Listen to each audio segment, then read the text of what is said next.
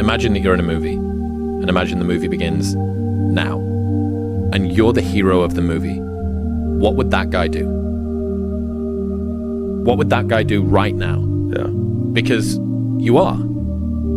The superpower of learning to be alone and enjoying it. And I do think that these times where you just think about things, be alone and think about things, are so rare these days. During those rare times is when you really get to understand what you actually believe or don't believe. And to